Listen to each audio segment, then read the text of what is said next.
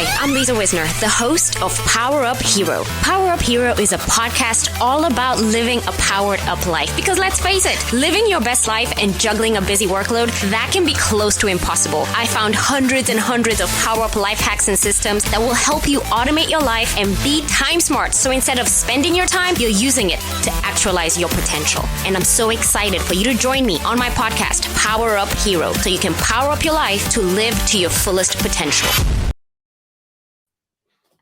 Hello, everybody. I'm Lisa Wisner, the host of the PowerUp Hero Show, and I'm so excited that you're here joining us today. Super excited to be celebrating Shannel Wheeler. Super excited for you to all meet Shannel Wheeler, who's a professor, author, and founder of Awesome Design Academy. Now, the PowerUp Hero Show, for those of y'all who don't know, is a show that's all about you. Yes, you and how you're juggling everything and you're pulling superpowers from who knows where to get it all done.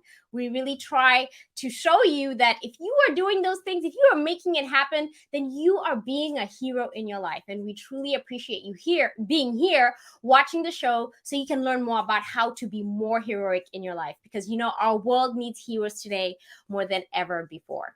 So this show is also about celebrating leaders in our community. So as we're celebrating Shannel, I hope you will take some time to chat with us and tell us where you're joining from, but most importantly, ask some questions to our guests so that you can learn about how our guest is being a hero. So we'll go ahead and get started. But before we do that, I want to ask you, you know, some days it may feel like it's an uphill battle, right? Hopefully, you know what I mean. Sometimes it's really hard to stay positive. Sometimes it's just hard because whatever has happened, you're having an off day. And so as we're going through our show today, I'm really hoping that we'll be able to sprinkle in some tips on how you can flip that switch and change your mood instantly. Now, one of the things that I like to do, and I just did it right now, is I like peppermint oil. I don't know if y'all use peppermint in your life, but peppermint oil kind of gives me a boost. And so I'm mentioning this because my entire office now smells like peppermint, and I love it because it kind of keeps my mind fresh and it keeps me awake. And I think I'm feeling a bit down maybe because of the weather. Here in Corpus Christi, we're having some rainstorms coming, and so I felt like I needed some boost. So I'll be sharing some tips, just like the peppermint oil, on how you can boost your energy instantly so that you are being heroic in everything that you're doing in your day. So today we are shedding a spotlight. We're shining a really bright spotlight on an outstanding individual. Our guest is truly on a mission to empower you with graphic design knowledge and skills to create a vehicle towards your personal and professional freedom. Shannel Wheeler is a creative professional graphic designer, professor, 2 times author, certified project management professional, and the founder of Awesome Design Academy. Shannel believes that your vision will cost you something, but it will pay you so much more. And so with that, I want to introduce Shannel Wheeler. Welcome to the show, Shannel Wheeler, our PowerUp Hero of Design. Welcome to the show. Thank you. Thank you so much for having me. I'm excited to be here. Yeah, I'm so excited to be here. So to be here with you, actually, I'm excited to be here with you because I almost feel like I'm going to ask her all the questions about my show and how everything is designed. And by the way, can you go to my website and tell me if it needs help? Hey, let's do it.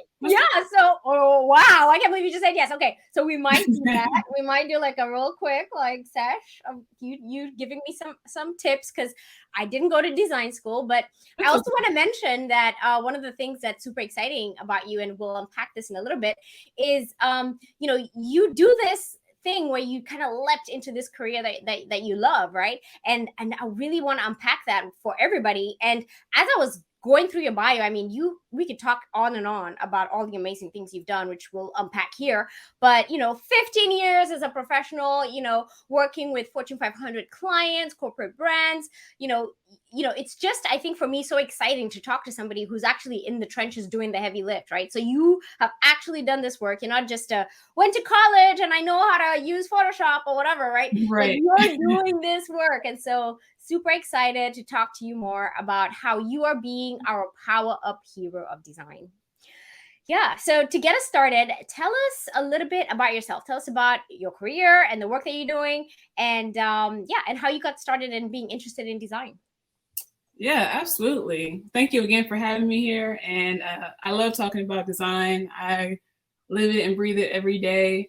But really, it just got started really from a young age, just being creative. I'm originally from Baltimore, Maryland. I'm an only child, not spoiled, however. I know people think that, but definitely not spoiled.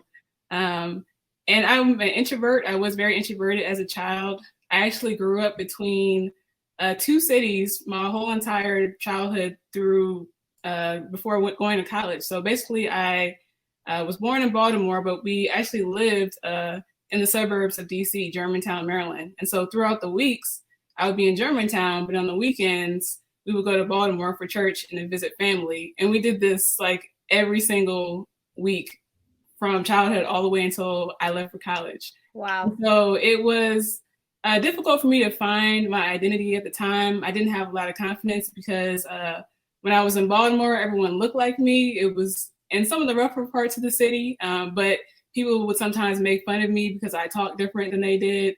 I don't have really that Baltimore accent. Yeah, I was gonna ask you, what does that sound like? I don't know what this accent is.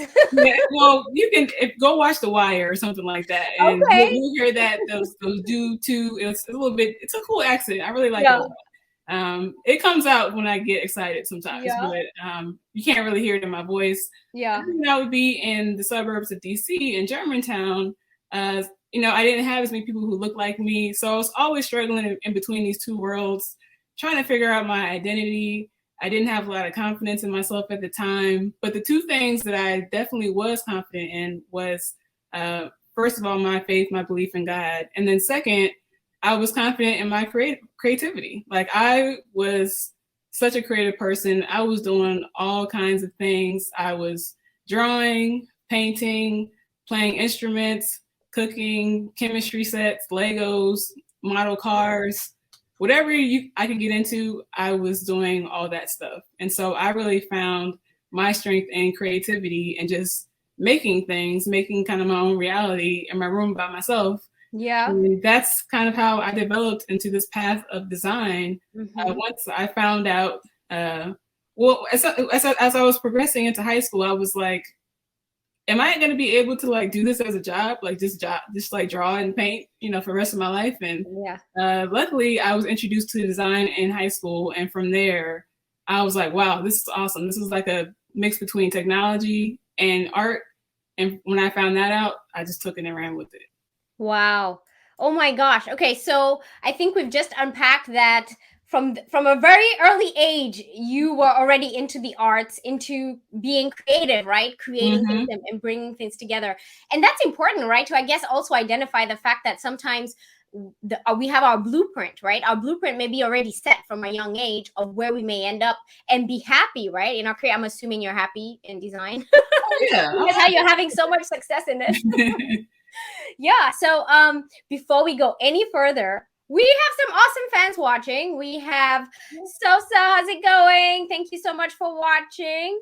And then we also have, I think you know this person. This is one of our Power Up heroes.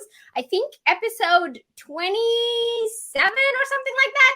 This is our Power Up hero of motivation, I think. I can't remember what Leticia was, but yes, as you can see, like emojis, right? So there we go. That's the girl right there. There she goes. This is our hype person, Leticia Wilson. So excited to see my best friend. So your best friend being highlighted, Power Up hero for sure. And my daughter would love to meet you. Awesome. Wow. Okay, so we have somebody. We have a possible fan who is watching and possibly wanting to have a career just like yours. So perfect. Thank you for being here, Jayla Sosa. Yes. So let's go ahead and learn more. So you're in high school, you're in school, right? You start really enjoying design, and then you go into I think you said graphic design, where you were using technology. And so tell us how that maybe grew into going to college possibly, or what did you do? What was the next thing? Yeah, so like I said, in 11th grade, I found out there was a graphic design class. We learned, if anybody knows about these old school programs, it was Painter and Poser. That's what we were learning. And that's some old stuff. And that was so exciting to me. So the senior year of high school, I actually went to a special trade school in the morning just for graphic design for like 4 hours, where They taught us how to learn screen printing. They taught us how to run an offset press. We learned Adobe programs. We actually were in the trenches using our hands doing things. And so I got a really good head start learning about design, even in high school. And then from there, I went on to The Ohio State University, go Bucks, to study graphic design there. And then later on in life, I did some graduate study at Savannah College of Art and Design in Atlanta. Okay, I've heard of that one. I think I've heard of that one. That was a popular one, right? Maybe, yeah. Yeah, not maybe. That's a really popular one. Yeah. There's another one in Miami that's really popular too for design. A lot of animators, I think, go there. Oh, am I not? Full Sail. Have you heard of Full Sail? Yeah. Mm-hmm. Yeah, Full Sail. That's another one that I've heard of. Absolutely. Anyway, yeah, so that's a really big school. Was it difficult to get into the Savannah School of Design? Yeah, Ohio State actually was, to me, even more difficult because they only accept about 12 to 15 people per cohort. Okay. And you're only by twice to get in. If you don't get in by your sophomore year, then that's pretty much it. So it's a very rigorous program, but really great program. Really, really excellent. Yeah. Wow. So that's a big school, and to only accept 12 people. Hey, yeah. Crazy. You know? Oh my gosh. So yeah, it was a lot, but I think those educational experiences set the foundation. But even equally, I think that my experience in just business and freelancing and working also helped me to get to where I am today. So it's the education plus the experience that helped me to get here. So after college, did you get a job immediately? Did you become a professor immediately? Because I'm seeing you're teaching, right? So tell us what happened. How did you really step into the career? Yeah, so I actually started stepping into it while I was in college. So I got my first part-time graphic design, junior graphic design job in college.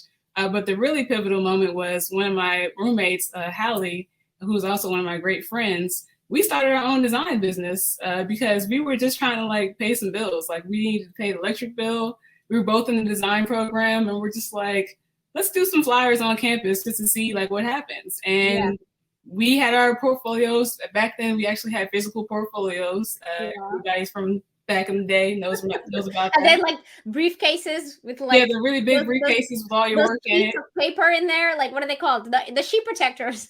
Yeah, we had all that stuff. So we walk around after class and have our little clients, and we would make our little $50 here or $100 there. One time we made $300, and we thought we were just balling. Like we made it. But I think that moment showed me that okay, this is planting the seed that I do want to be an entrepreneur at some point because I can see how I can create my own opportunities. Yes. How I can use design to do that. So I think that was a good start. But then after graduating college, it took me about a year to get down to Atlanta. I really love being down here, but I probably applied to at least 100 jobs, I know for sure, before I got down here. And I even had a little bit of a roadblock getting here because once I graduated college, I moved back home for a little bit. And right when I moved back home, that's when my grandmother, she had a stroke. And I had to stay home with her and take care of her for about 6 months till she recovered. And so it kind of put a pause on my whole trying to come to Atlanta and move. Yeah. But luckily, after she was recovered, it was like a flash and I was able to get an internship, work that for a while in the Maryland area. And then I was kept on applying. And finally, I was hired for my first time full-time graphic design job in Atlanta. So just beat the shift and came on down. Yeah.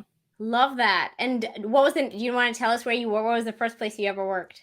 First design company? Yeah. Well, it was a travel agency type company. They're not in business right now, but it was called US Motivation. And it was great to be able to see other designers that look like me because to be honest with you, going through the Ohio State program, being in Ohio and in Maryland, I didn't really see a lot of examples of graphic designers, African-American graphic designers that look like me. And I actually was around the 8th person to finish at the program, the Ohio State program, 8th African-American since its inception to graduate from the program. So not too many people had came through at that time. I'm pretty sure they have more now. But oh my goodness. Yeah. So, trailblazer. So it was really great to come down to Atlanta and see that there were other people other designers who looked like me. It was just amazing. There was a girl who walked by, she had a big afro, and I was like, wow, okay, Yeah. other people do this too. And that was a great, I think, kind of opening up of my career, and Yeah. just from there, just kept it moving. I loved it. I love it. And so I think it sounds like your career just kept moving better, right? You started off, and then because I know now you have your own business, right? So I'm trying to get to Right. the point where we unpack how did you decide to now go do this on your own? You're a professor, you've written 2 books. Let's talk about that. Let's talk about how you made that shift. Absolutely. So I think the shift came through adversity. And I think once I had that first design job, I actually got about maybe 3 or 4 years after that, I got laid off twice in the same year. And at that point, I said, forget, I didn't use the word forget, but it was another word, but I forget all jobs because I am just over it. And actually, that was my first stint at entrepreneurship. Me and my partner actually created a community magazine, and we did that for about a year and a half. But I wasn't really prepared at that time, so I did go back to corporate after that for a few years. Found out that learned a lot of things at that time. I also attained my project management certification at that time as well. But still, there was something in the back of my mind that was like, that seed that was planted back long ago, like that entrepreneurship seed. I still felt it burning like in my spirit to do that. Yeah. And the corporate scene is cool. I learned a lot of things, but it really wasn't for me. And I just kept trying to get closer to freedom, trying to figure out how to do that. And so I left corporate, a really huge company, and went to go work for a startup, because startups are very different than the corporate scene. And that was a great experience in itself as well. That was a little bit closer to freedom and entrepreneurship. It still wasn't quite there yet. But during working for that startup, one of the fastest growing companies in Atlanta right now, actually, that was a pivotal part of my career, because I was able to be a leader. I was able to do a really critical rebrand for the company that was only done in 3 months with the internal team. It was a crazy project that really helped pivot that company. I was able to learn how to manage other designers in that time. I was able to just really grow a lot and gain my confidence, enough so that I could figure out, okay, now I think I'm ready to make that leap and do my own thing. So Yeah. the journey. I love that. And we have Leticia saying, shift came through adversity. Yes. And a diamond right there, right? Those are the diamonds that are being dropped. Thank you, Leticia. One of the things you said to me was when you went to the tech startup, you started getting more responsibility and you started really seeing, it's almost like it expanded your growth, right, in the industry. It wasn't just so much of, yes, I'm a great graphic designer, or yes, I know design, but now I know the world of design, the business of design, and how to manage people, right? So Absolutely. I love that. And Yeah. I think I'm just trying to think through like when people are trying to make a decision to shift, right? So like here you are, sounds like we're getting there, right? You're getting to start your business. Maybe it's important to first try it out, right? In an environment that may fit, right? So going to a tech startup was great. I mean, wow, how awesome was that? Absolutely. It definitely was, because you learn a lot about business, of course, and being in that environment and seeing a company go from, 20 something people to, hundreds of people. That's a big transition to go through that, because usually in the beginning, it's kind of scrappy and you don't really have a lot of process. But then as you grow, you establish all those things. And that helped me a lot. But also, I think the thing that contributed to me being able to make the shift into entrepreneurship was the fact that since that time in college, when me and my roommate started freelancing, I had never stopped. So any job that I had, I always was doing my own work on the side. I was always dealing with my own clients. I was always creating my own projects, my own opportunities. And that abundance of experience is really what allowed me to have more of that business sense as well, because I was doing it for an employer, but I was also doing it for myself. Mm-hmm. I could give you so many stories, Lisa, about great things that happened and crazy clients that I've had. Leticia probably attest to the stories I've told her. Yeah. But all those things over time have allowed me to understand what I wanted to walk into and the freedom that I wanted to have. So I think all those experiences helped me to get to this point. Okay, so tell me, where do you actually teach? Like, you're a professor? Where are you teaching classes? Yeah, so I teach intro to graphic design at Capital University, which is a private college in Columbus, Ohio. And then I also teach, through my business, Awesome Design Academy. Yes. And then you're the author of you've written 2 books? Yes. Tell me about them. The first book is actually back here. Yes. 25 things. I'll just grab it since it's right here. Okay. First one is 25 things you should know before becoming a graphic designer. I love that. Okay. And this is for anybody who's interested in design, whether you're a kid or you're an adult and you want to pivot your career. Yeah. And just have basic questions like, what do I have to do? Do I need to go to school? Do I have to know how to draw? What are some of the myths? What are some of the truths about all this? I kind of lay all that stuff out just so you can have a good overview of what you can expect and what type of careers you can go into, what you can do for yourself if you want to go the entrepreneurial route. It's basically an overview of all that stuff. I love that. I love it. Oh, that is so awesome. And then the next, what is the other book? Okay, I'll grab the next one. Yeah, the next one is called Design Insight, and it's a really colorful, pretty cool type of book, but it's basically like I love that. Yeah, it's basically those are my kind of books. I love books like that. Oh. But it's really a collection of stories and experiences from other graphic designers. The first one was just from me. This one is a collection of experiences and stories from others who range in experience from beginner to, I've been in this game for 15, 20 years. And basically they're answering questions as well, like, what are the insights into design? Like, what do I need to do to get into it? What are some of the projects that I've done that have helped me? What type of software do I use? So it's really just helping people to get insight into the career and figure out, is this something that I want to do as well? I love it. And I just Googled it right now. And so it's available on Kindle. So if you actually have Kindle, let me bring myself back into the scene. If you have a Kindle account, you can go get the book immediately right now. So I'm about to go and enjoy an awesome book. Thank you so much. Thank you. Super, super excited. Okay. So with that, I want to hear about how you started your company. So what happened? Tell us about the day it happened. And actually, if you don't mind, I have a video to share right before you tell us that story about, celebrating people who take the leap. Okay. Let's do it. It's done. My laptop is handed in. My phone is handed in. I've officially quit.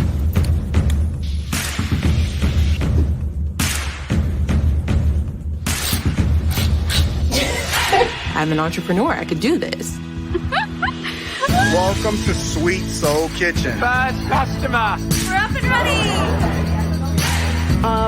I have about 124 orders to do. It's extremely stressful. Frustrating.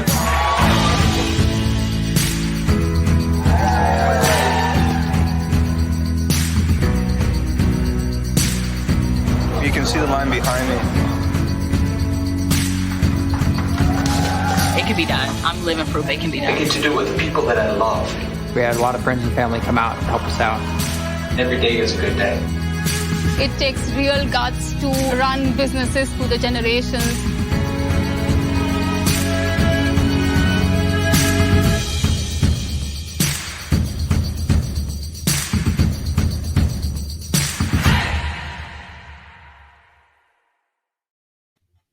Welcome back, everybody. I am so excited to be here with you all celebrating Shannel Wheeler, professor, author, and founder of Awesome Design Academy. We literally just unpacked that we have our PowerUp hero of design here, has been designing since she was a little Shannel, just designing everything in her room with Legos or whatever she could do. And then we unpacked that she went to college, started to do some amazing work at a tech startup that actually led to the video you just watched. She took the leap. So we're right here, and the question is, how did you do it? Tell us about your last day. Tell us about how you became an entrepreneur.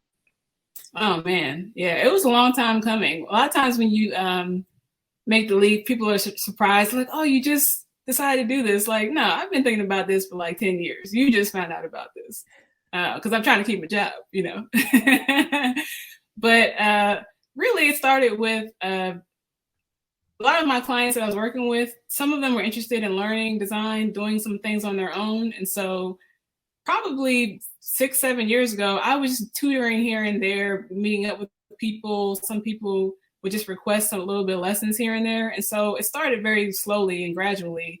Then about 3 years ago, I started going into the public libraries and just doing little workshops like Intro to Canva or Adobe Illustrator or Photoshop or graphic design fundamentals, this intro stuff.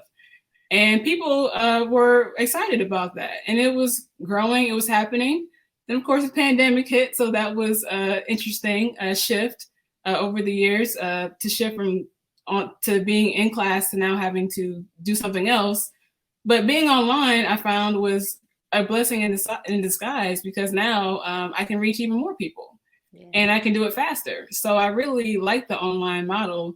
And from there, I've just been launching various classes, usually targeting beginners, whether you are wanting to be a graphic designer or you just kind of are a professional that wants to get some skill under your belt with graphic design to help you elevate in your career.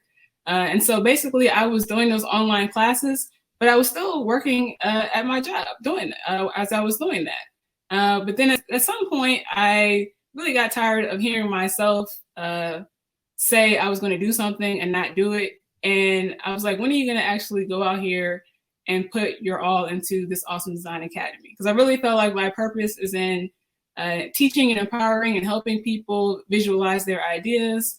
And even though the things that I learned at work, the people that I met was a great experience, I just felt like I was going in the wrong direction. I was doing great, but in the wrong direction. And really where I needed to be was over here. And it really presses at your heartstrings. It keeps you up late at night when you feel like you have a purpose and you're not tapping into it. It really, really can bother you. And so finally, it just came to a head where I kept saying, this is what I'm going to do, but I didn't actually have a plan in place to actually do it. So I finally wrote my resignation letter months ahead, way before. I might have did it maybe a year before I even actually left my job.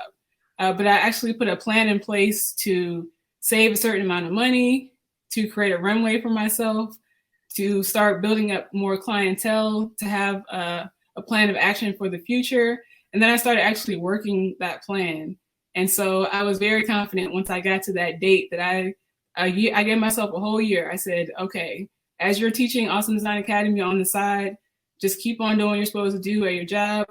Just keep on teaching and then build up towards this goal. And it was actually September of last year, 2020, when I was able to make that leap. And so it's been actually a year now. Yeah. Oh my gosh. So technically we should be having confetti right now here in your office too.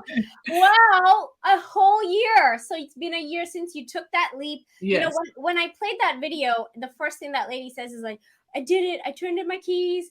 I did it all. I quit. And it just sounds like, like when people say, I jumped off the cliff. You jumped off the cliff and you didn't know what was coming. So yeah, it sounds like though that you made a plan, right? So it sounds like you built like some scaffolding, right? So that if you fell, you didn't fall like and crash, right, and burn. Exactly. You were teaching already, right? So you didn't just say, I quit. I'm gonna go be a teacher of design. You already had clients and you did it right? You kind of eased yourself into this, and then it just made sense. So it made the decision easier.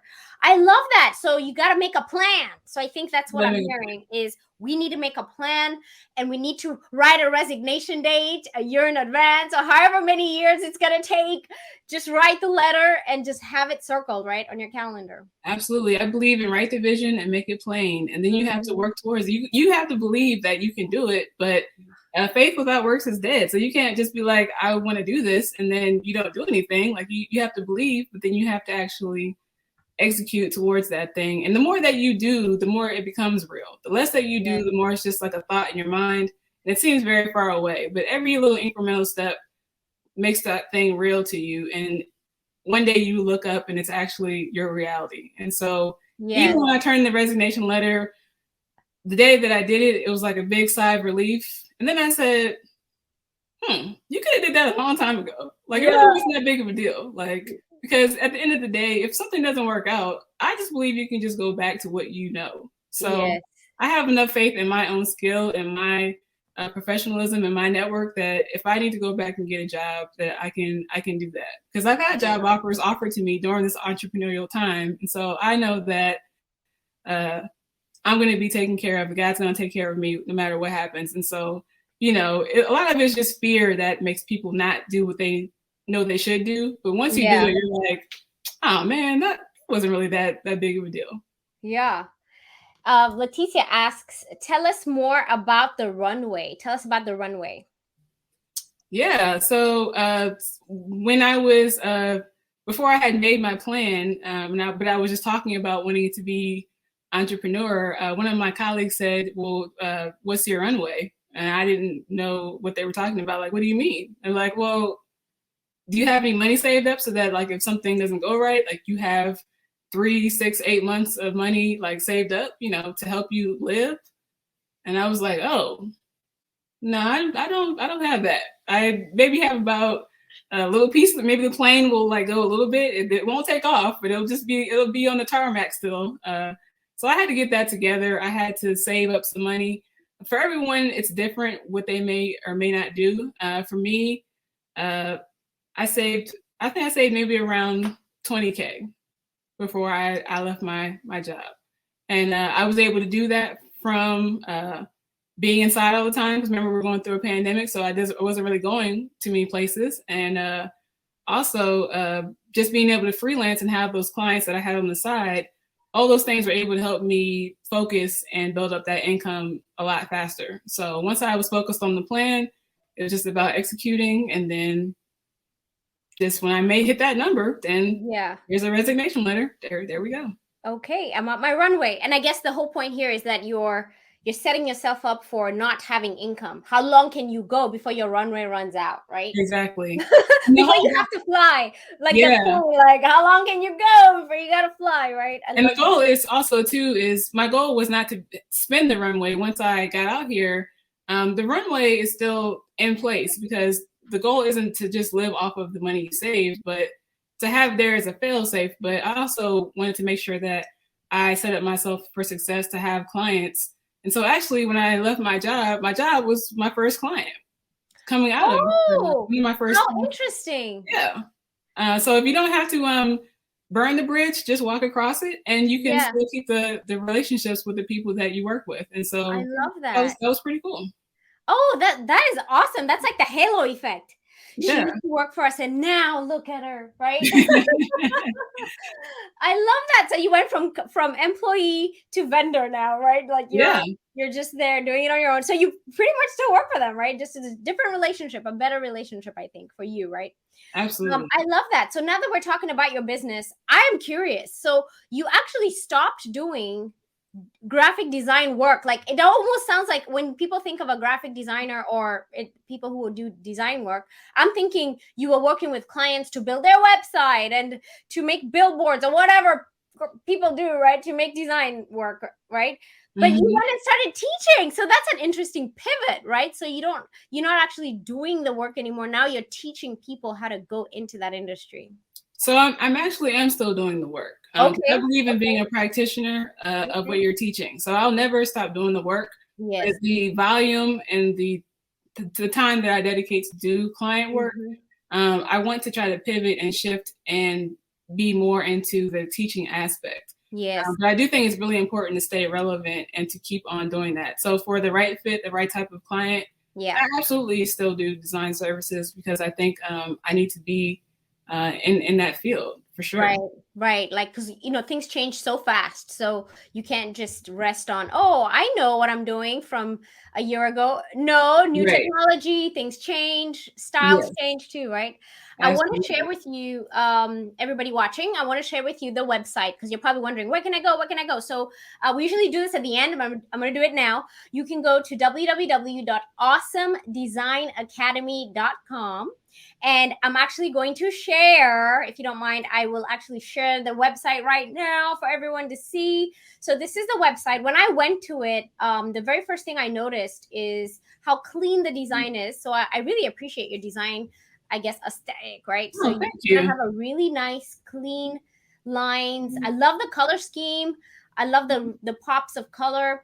And so tell us about the website. I know I'm scrolling through it, but how did it come to you? How do you do this? Like Oh, is there man. like a method to this?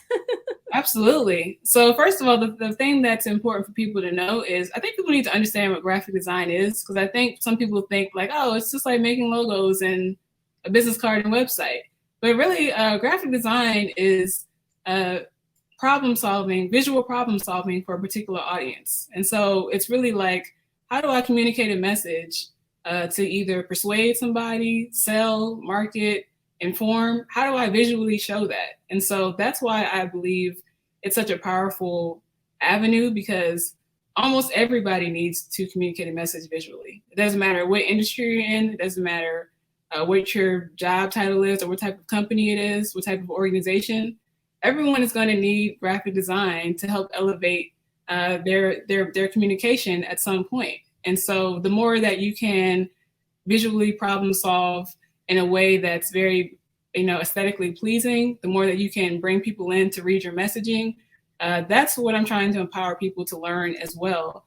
And this site is basically allowing people who are in the earlier stages of learning design, more so like beginners who are either aspiring designers or just working professionals that want to add design to their list of skills that they have to help them elevate in their job or in their business or whatever they're doing.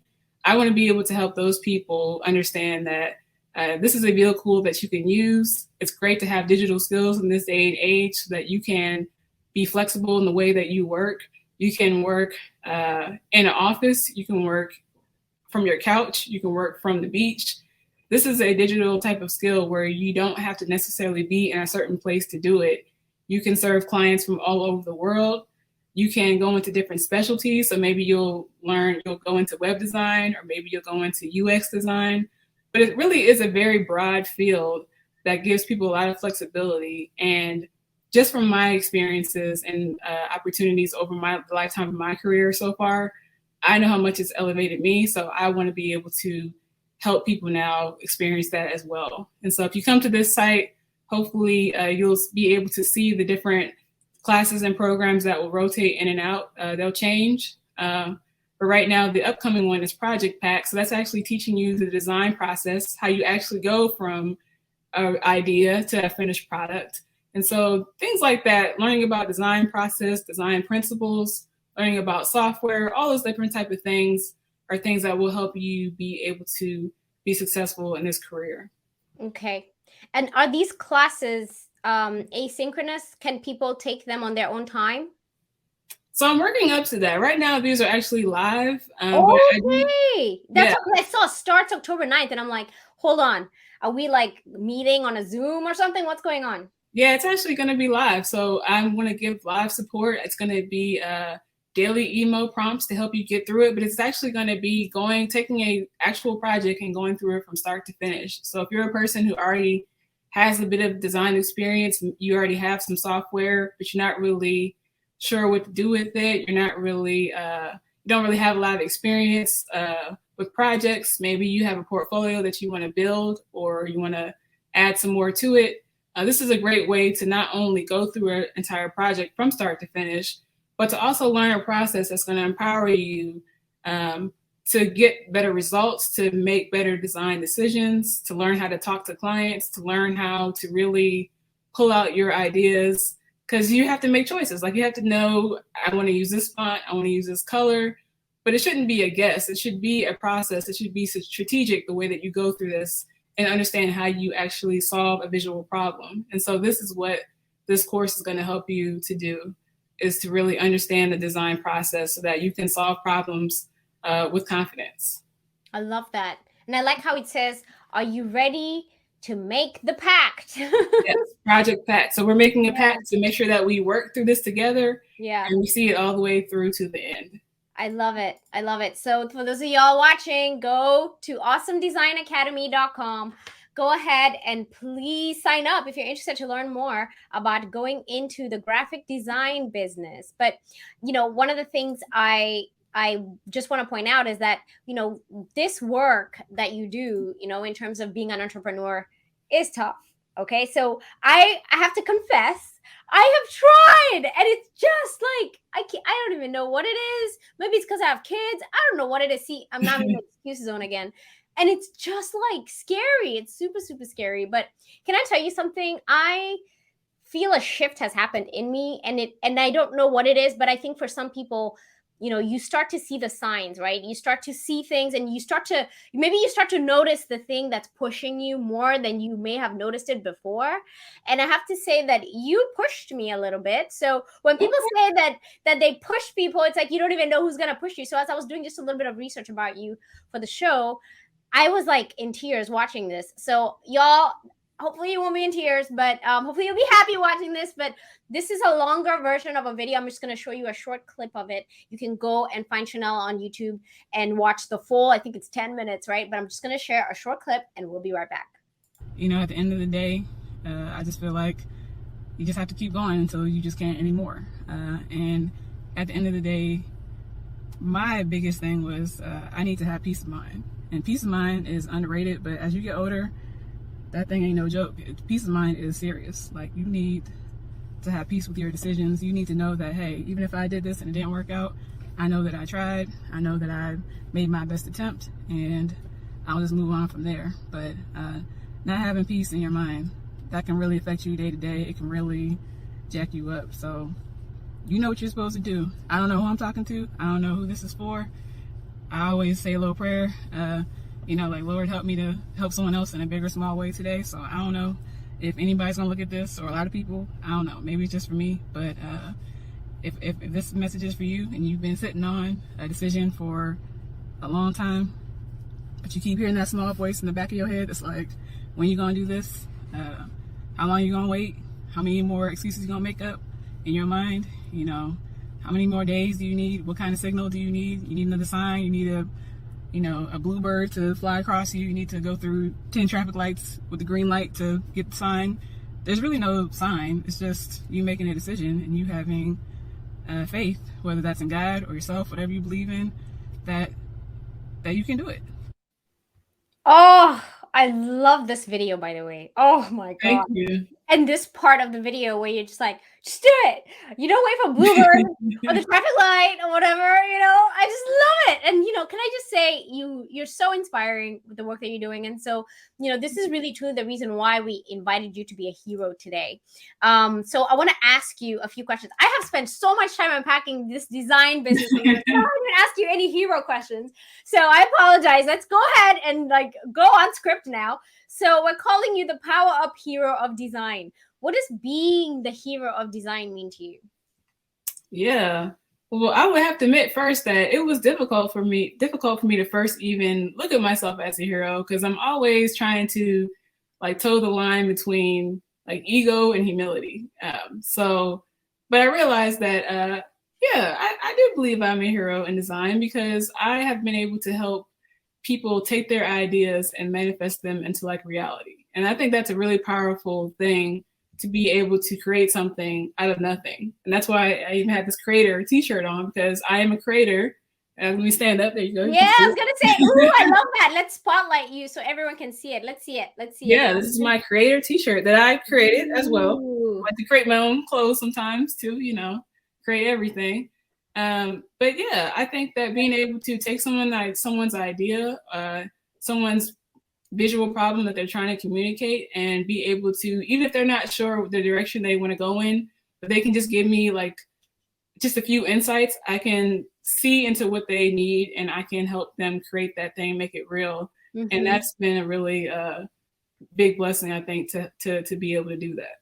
Mm-hmm. And it's a heroic thing, honestly, because I think a lot of people want to communicate visually, but they don't know how. It's like me trying to paint the walls in my house and figure out some decor, and I'm like, I have no idea what I'm doing. There's people for that. People who were gifted the brain of interior design. They need to come here, right? I don't know that. And they're heroes, right? So we all show up as heroes to other people when we show up as our true selves, when we bring our skills and we bring them to the table, and we put our all into it, right? So if you put your all into your talents and your skills and your abilities, you become a hero for other people, because then you're serving them your gift, right?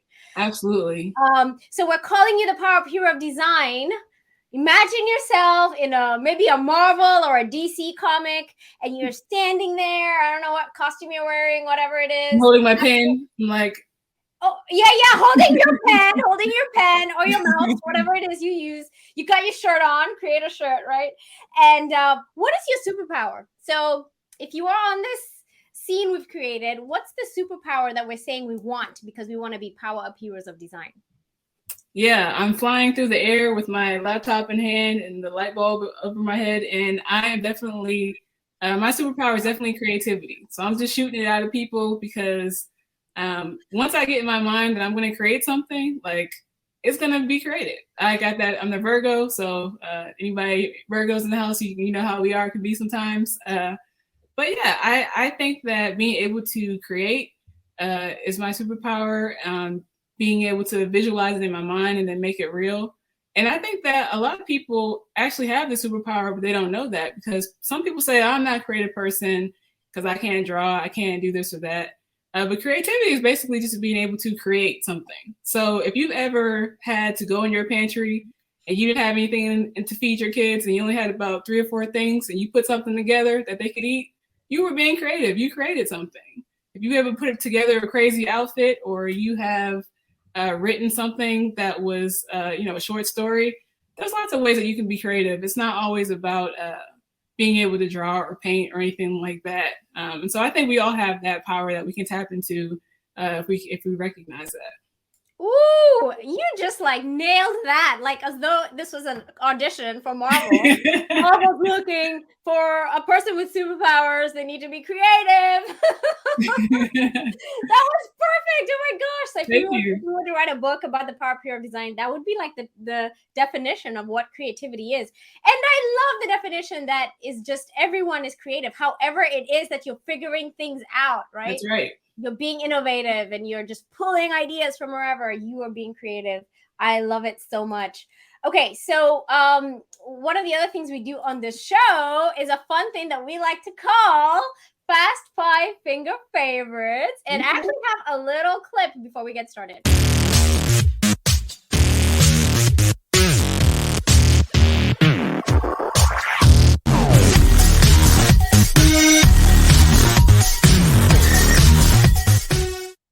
Yes, everybody watching right now, we're so excited to be here on the Power Up Hero Show. We are celebrating our Power Up Hero of Design, Shannel Wheeler.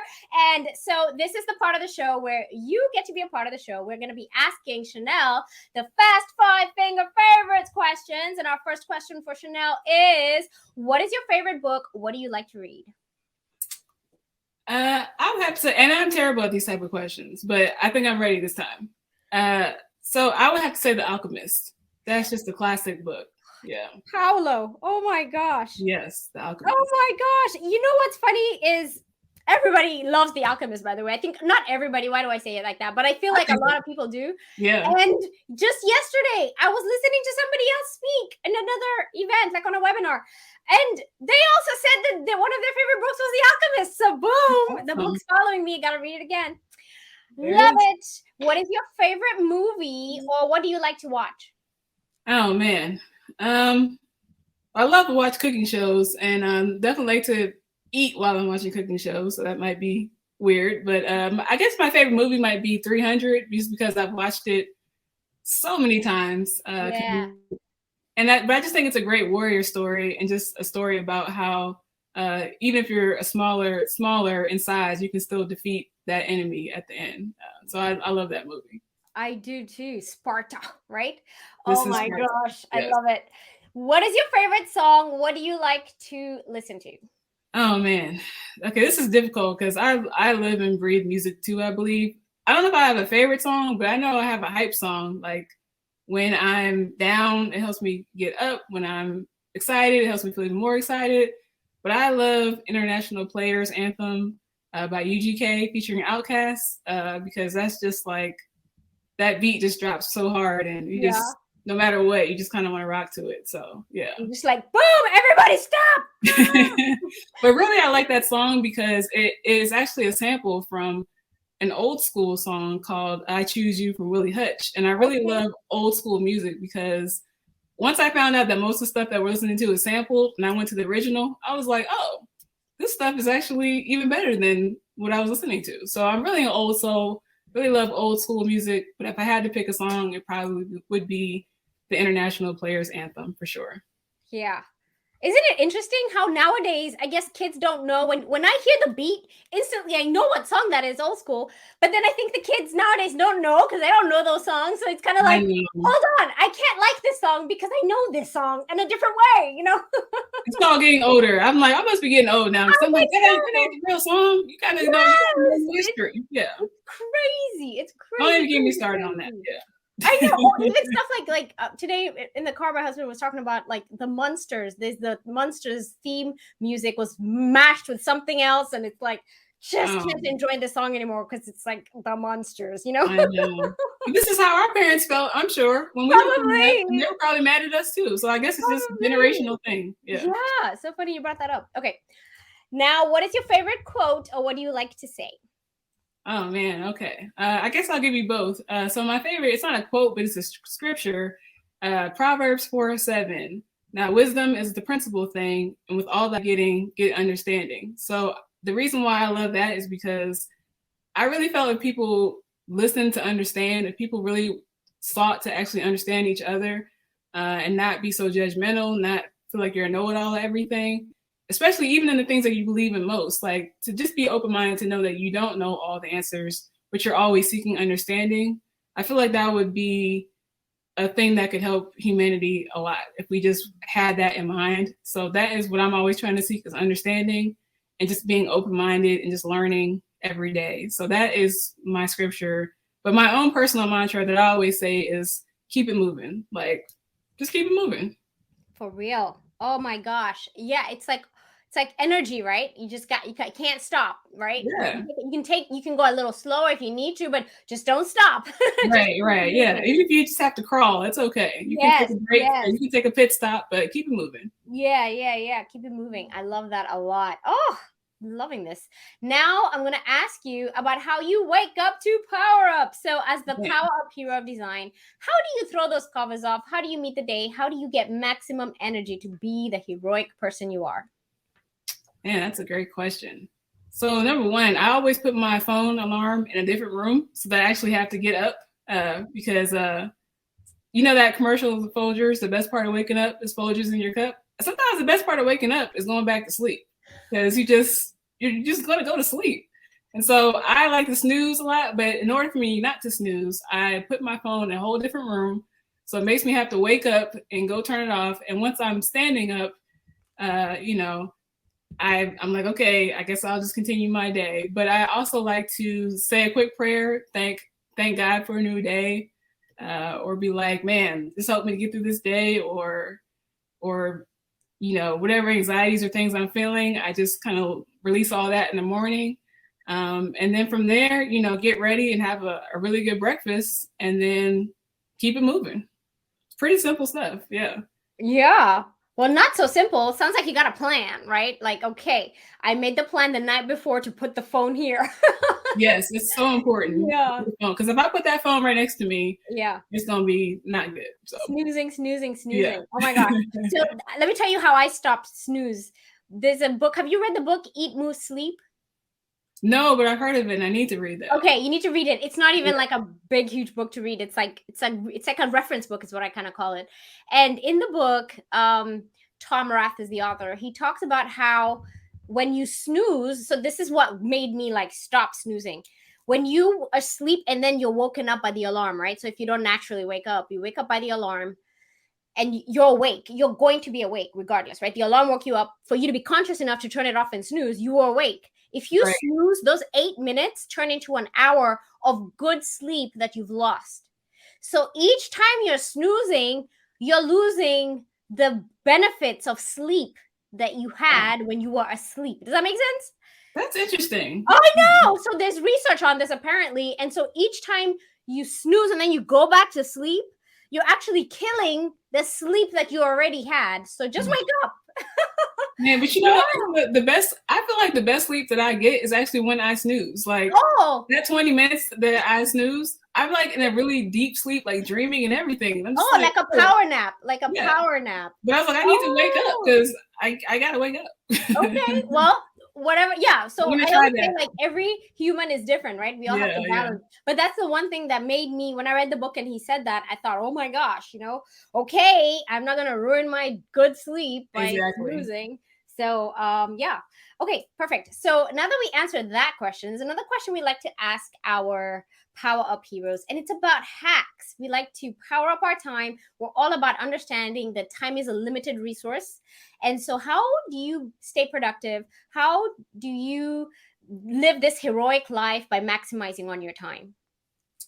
Yeah, so I'm not sure who originated this technique. I'm sure it's come from a lot of different people, but I think time blocking your schedule is like really important. And when I say time blocking, I mean like hour by hour, not just like a checklist, like I need to do these 3 things today, but I actually write it out in my sketchbook, which I have a million of those. I actually say morning, and I'd say, and I actually name the day, so that if it was a Tuesday, I'll say, this is terrific Tuesday, and I'll put the date next to it. And then I'll say morning from 7 a.m. to 12 noon. These are the things that I'm going to do. And I actually have each hour, and I write in the hour what I'm going to do, and I kind of block those things off, whether it's meetings or reading or building out a course or doing client work, whatever that is. Then when it comes to noon to 1, I say break, lunch, I do that. Now, I'm not saying I follow it every time, but this is what I write down. I try my best to follow it. Yeah. And then I do the same for the afternoon. I time block that out as well.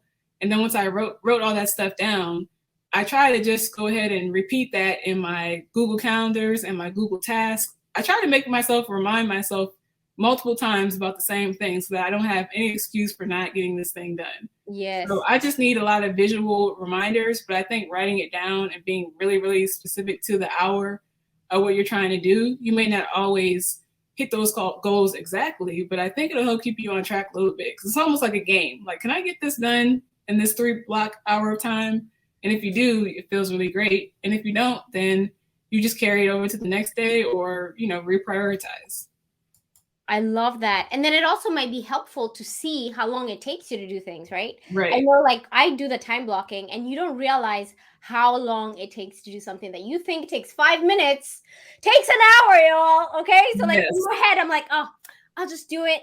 It's an hour later. And because if you didn't time block, then you're kind of like thinking that it took you 5 minutes even after you're done, but it actually took you an hour. So. Absolutely. And I'm almost always wrong about how long I think something's going to take. I totally agree. This is only going to take an hour, and it took 3 hours. But I think you have to also give yourself grace and not beat yourself up if you don't hit that time period, because a lot of times we get stressed out because we impose these like rules on ourselves, and it's really just something you made up. So if you made it up, you can also change it as long as you're hitting those priorities. There's creativity, like, hey, it's my world. This is my life. I create time. Right now. I love that. And that's true power. When you're thinking about being a hero with powers, that is true power. Now, I neglected our fans. We have some awesome fans that were watching. We have Raymond Chong, who is a Power Up hero as well. We have all the heroes here today. Hey. Awesome creator. So I think that was when you shared your shirt, which, by the way, can people buy your shirts? Can we buy your designs? They sure can. They can go to Creative Venting. So that's creative, and then the word venting, venting.com. And you can get this shirt. You can rock it with me. Yeah. So this is so you're on Etsy.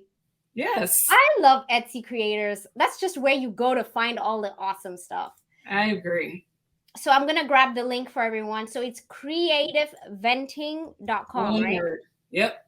So if you don't mind, everyone, I'm just going to put it in the chat so you can go there immediately if you want and get your purchases on, so you can also be creative.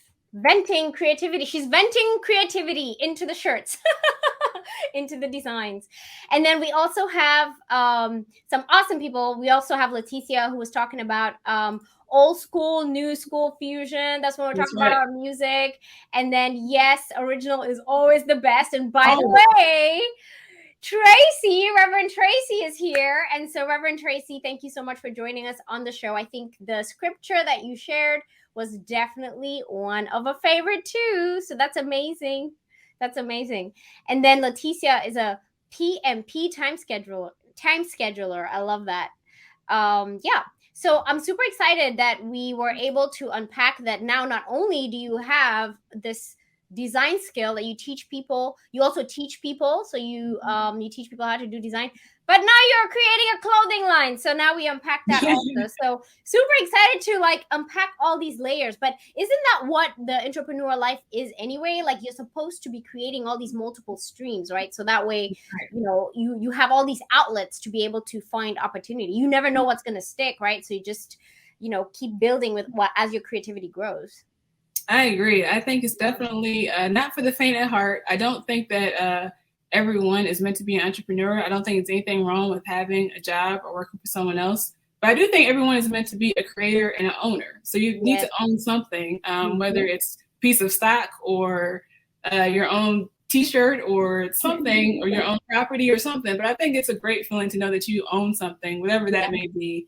It doesn't have to be a business. But if you are going to be an entrepreneur, you just have to be used to sometimes organized chaos, being able to adapt, change. And I'm definitely still learning a lot. I'm only 1 year in on the second run. So I definitely have a lot to learn, but it's been a great journey so far. And like in that video, I said, I have peace of mind, and that's what is most important. Yes, that peace of mind. I don't know if you listen to the TED Radio Hour podcast. I am addicted to it.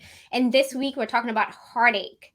And there's one interview where they're talking about how you can actually get a heart attack from the anxiety of not going with, you know, what you want to do, right? So you keep disappointing yourself. Like you can give yourself heartache. You know, people, you know, they say you died of a broken heart or whatever it is, right? Like you can give yourself a heartache and actually have physical symptoms that you go to the doctor for because you are not doing what you're supposed to be doing. Anyway, if you listen to the TED Radio Hour, go listen to it. It's super amazing. It's a podcast that I love. And this week has really made me realize that everything that we're doing in our lives, whatever is brought to our docket, whatever, you know, God said, hey, this is what your life is supposed to be. This is your blueprint. When you go against that, it's going to manifest physically in your body and it's not going to be good, right? It's going to start showing up as anxiety, as actually they were talking to a cardiologist and the cardiologist was saying, you're going to have heart issues because of this emotion. Your emotions are that strong. Your body is that strong that you can just manifest all these issues that don't even exist because, you know, your emotions are taking over. So anyway, go on and on about that. But yeah, I like how you've taken that leap and it's freeing. It feels like, yes, you have more peace and more calm in terms of the life that you're living.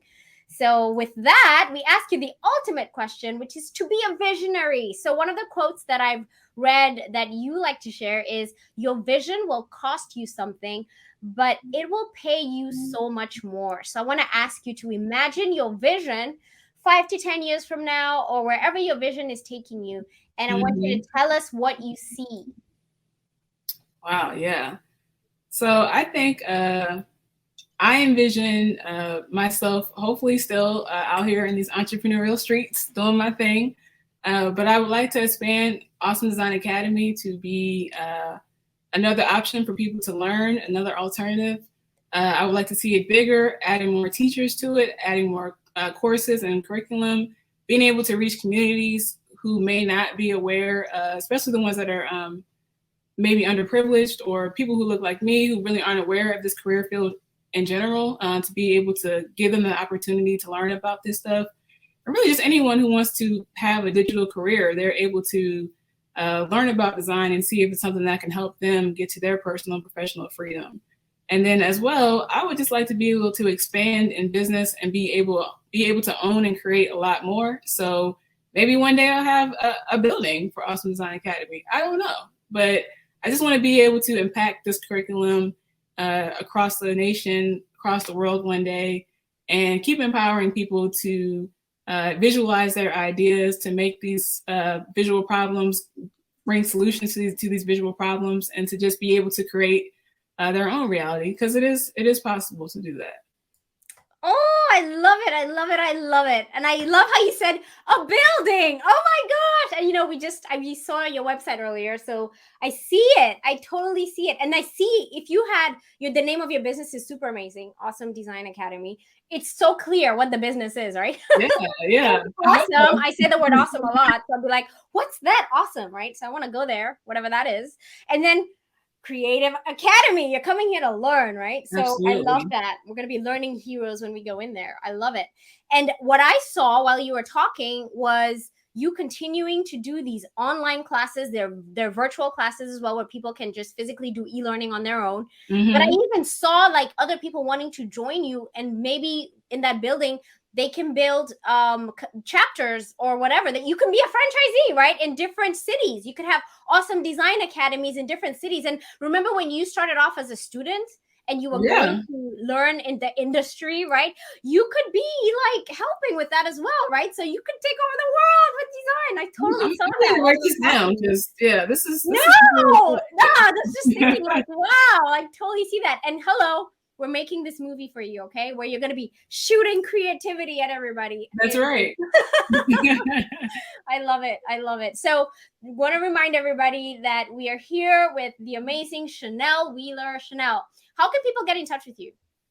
Yeah, absolutely. We'll definitely go visit awesomedesignacademy.com. Scroll all the way down to the bottom and sign up for that newsletter so you can get updates about the things that we'll be teaching. You can follow me on Instagram at Awesome Design Academy. And you could just connect with me on LinkedIn if you want. Just look up Shannel Wheeler and we can connect. And you're there. And I'm just sharing the website right now. And I'm scrolling all the way down like you said. So I'm doing it for y'all. Okay. So now you saw me doing it. The vision is there for you. Just go and do it. And then I guess here's where we put our email address and we subscribe. There's the Facebook and the Instagram. So if you wanted to, I guess the Instagram would be your business's Instagram. So yes. They can probably find you that way though. But yes, so go to awesomedesignacademy.com to connect with our amazing PowerUp hero of design. Thank you so much, Shannel Wheeler. It's truly been a pleasure having you on the show today. And I hope you make today a powered up day. Thank you. You're welcome.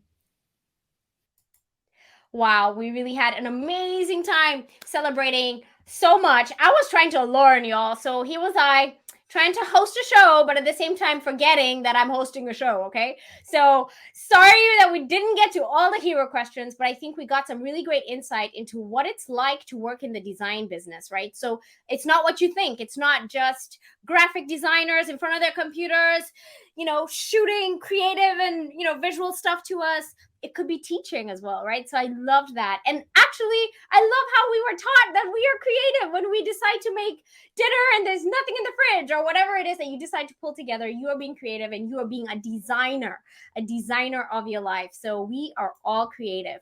So if you want to find out more about the PowerUp hero that we just interviewed, go to our podcast page, which is poweruphero.org. Again, that website is poweruphero.org. And if you know a role model in our community who deserves to be featured on the show, please go again to our website and nominate them, www.poweruphero.org. Be sure to subscribe to the PowerUp Hero Show wherever you are watching or wherever you are listening. So we're talking about YouTube, Facebook, Periscope, LinkedIn, Stitcher, Apple Podcasts. You can ask Alexa to play the PowerUp Hero Show for you. And I also want to give a huge shout out to Verbal. I've been getting a lot of love from this podcast platform, Verbal. So they literally featured me in their email newsletter. They recently featured me on their homepage because they've tagged me as their diversity, equity, and inclusion ambassador. And this week, we're actually talking about October, all things October, and we're talking about creating a more inclusive Halloween. So get on Verbal and catch some of our Jedi episodes about justice, equity, diversity, and inclusion as they relate to Halloween. Let's be inclusive this Halloween. So we hope that you are educated. We hope you are inspired. And we hope that you are encouraged to be a PowerUp hero, not only for the community that you serve, but for the teams that you serve with, for your family and friends, for your career, and most importantly, for yourself, because this world needs more heroes than ever before. I hope you make today a powered up day.